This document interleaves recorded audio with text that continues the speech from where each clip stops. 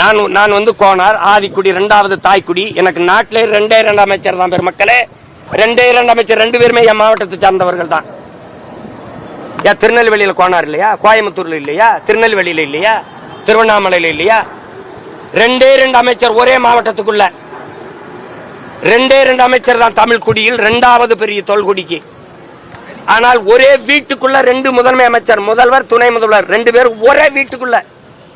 அவங்க அப்பா ஐயா கருணாநிதி இருக்கும்போது இவர் துணை முதல்வர், இவர் முதல்வராக இருக்கும்போது மகன் துணை முதல்வர். இது என்ன சமூக நீதி?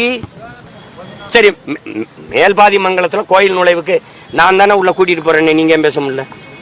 இதுவரை வேங்கவே இல்லை, என்ன முடிவு வந்திருக்கு? இதுவரை என்ன வந்திருக்கு? எதை பற்றி உங்களால பேச முடியுது? சொல்லுங்க தம்பி.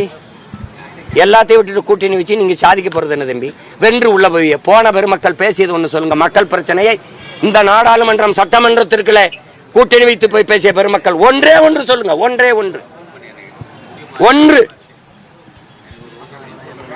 தமிழ்ல குடமுழுக்கு திருச்செந்தூர்லன்னா போய் நானும் என் அப்பன் மணியரசன் நின்று போராடி செய்ய வேண்டியதுக்கு அது வேண்டாம் வெறுப்பா செய்யறான். தமிழிலும் குடமுழுக்கு வந்த பிறகு கும்பாபிஷேகம் மாதிரி குடமுழுக்காகுது, நன்னீராட்டாகுது. அது நாங்க வந்து கத்துனோன்னா நன்னீராட்டாகுது. நன்னீராட்டுன்னு ஒரு சொல்ல இவதான் கத்துக்கிறான்.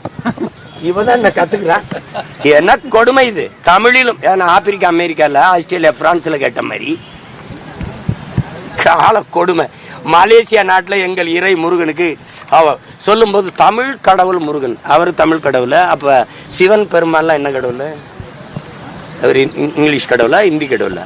அவனு ஏன் இறைதான். இறைவனை இரவல் கொடுத்தவன், கடவுளை கடன் கொடுத்த மக்கள் நாங்க. எங்ககிட்ட வந்து சும்மா ஏதாவது பேசிக்கிறது. கூட்டணி கொள்கை வேற, கூட்டணி வேற. அது நல்ல கொள்கையா இருக்கு, அப்படியே கடைபிடிங்க.